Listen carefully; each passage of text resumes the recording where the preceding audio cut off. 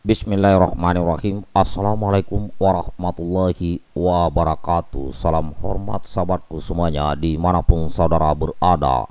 Seperti biasa, yang belum subscribe silakan di subscribe channel yang paling mantap ini kawan.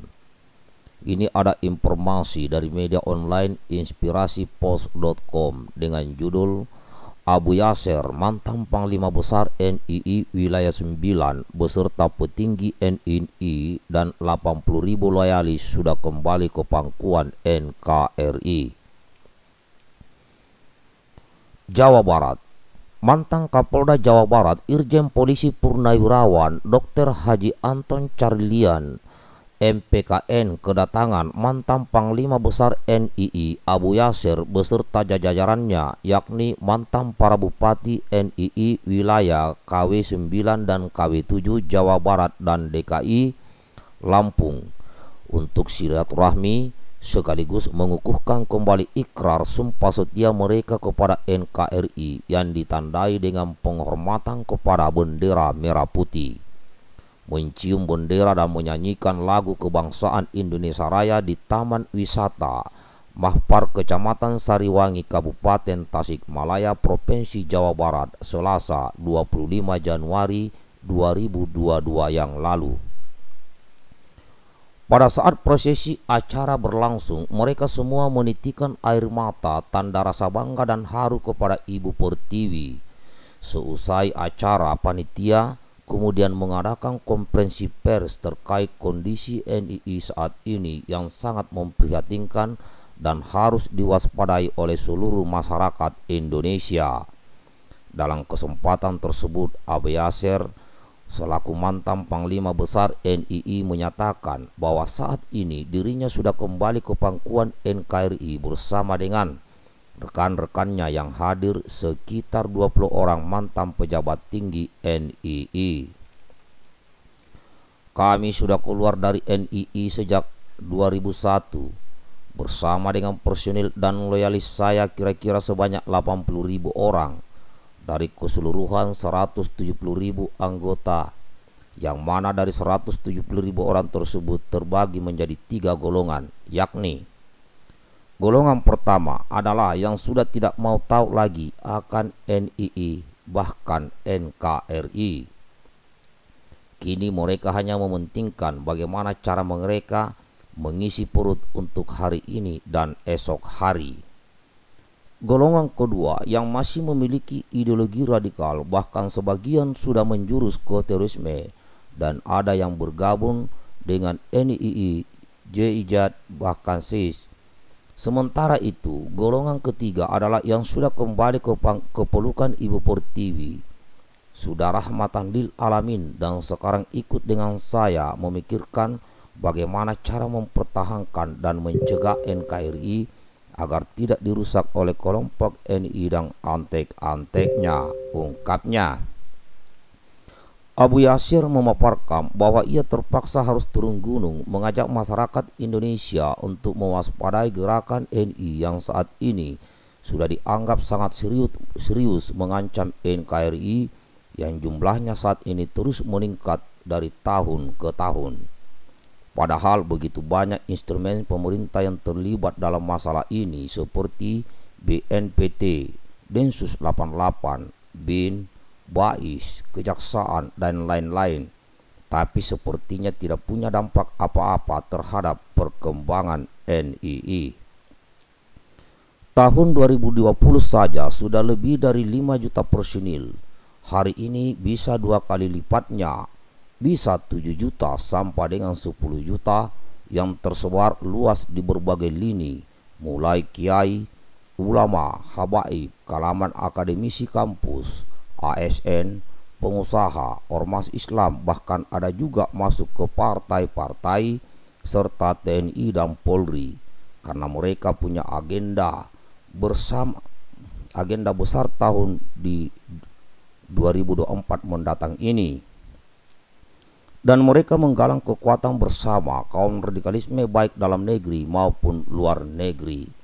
Tujuan gerakan NII bersama kaum radikal itu sangat jelas, yakni ingin merebut kekuasaan, menghancurkan keutuhan NKRI, dengan menjual dogma-dogma agama paparnya.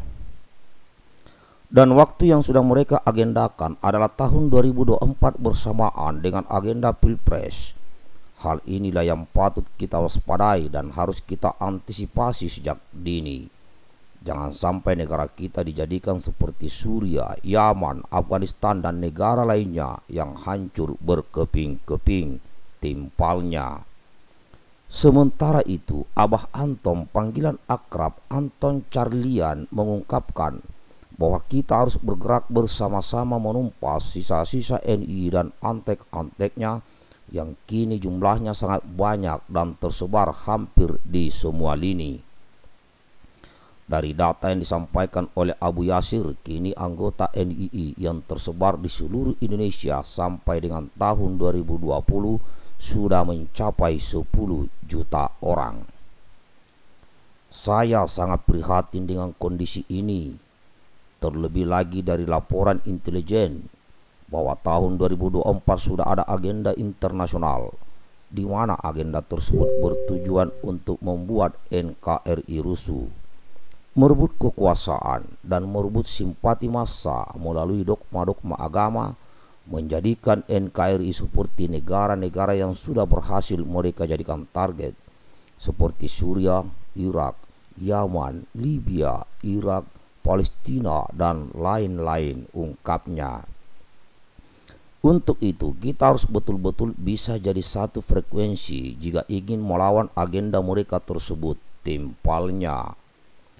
Menurut mantan Kadif Humas Polri ini, jika kita masih mencintai NKRI dan masih menginginkan NKRI tetap berdiri sebagai bangsa dan negara yang utuh dan berdaulat, mari kita satukan seluruh komponen kekuatan kita, baik suku, ras, agama, moral maupun material, untuk bersama-sama melawan mereka yang mengusung paham radikalisme dan intoleransi, Wahabisme dan NII. Di mana saat ini salah satu perjuangan bersama itu kebetulan ada di kota Garut yang diwadahi Al-Magari.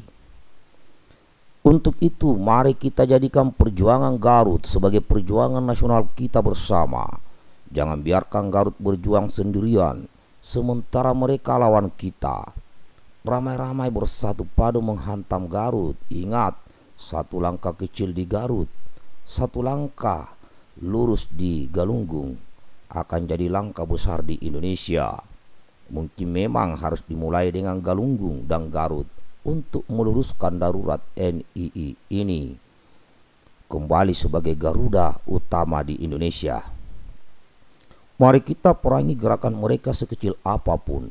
Jangan beri mereka kesempatan walau hanya 1 inci sekalipun, dan jangan biarkan mereka terus tumbuh dan berkembang menjadi virus yang menggerogoti bangsa dan negara dari dalam, yang memang pada kenyataannya mereka sangat anti Pancasila dan Undang-Undang Dasar 1945, sehingga menganggap para pejabat negara pun sebagai togut atau penyembah berhala. Tandas Abah Anton. Abah Anton Carlian menjabarkan sebagaimana yang pernah terjadi di Suriah dan Afghanistan dengan gerakan takfirinya yang juga sama ada di Indonesia, yang kini ramai jadi aksi penelangan bersama masyarakat Garut, Jawa Barat yang tergabung dalam komunitas Al-Magari, Aliansi Masyarakat Garut Anti Radikalisme dan Intoleran, serta gerakan komunitas Samari, Solidaritas Aksi Masyarakat Militan Anti Radikalisme dan Intoleransi, karena mereka sadar akan bahaya NII, yang kira-kira inilah yang akan terjadi apabila Garut menjadi negara NII. Kami kedatangan Abu Yasir bersama jajarannya dan menggelar press conference ini untuk mengetahui lebih jauh mengenai pergerakan NII yang sebenarnya dalam agenda kedepannya. Yang jelas, agenda besar mereka di tahun 2024 harus bisa memegang tampuk kekuasaan tertinggi, baik secara konstitusional maupun inkonstitusional, yang diduga kuat ada campur tangan kekuatan asing. Lalu, apa kira-kira yang terjadi jika golongan mereka berkuasa? Hal ini mohon dijadikan catatan penting pemerintah, dan pemerintah harus betul-betul serius menyikapi kondisi tersebut. Jangan dianggap sekedar isu murahan. Jangan sampai baru merasa memiliki setelah kehilangan, pungkasnya.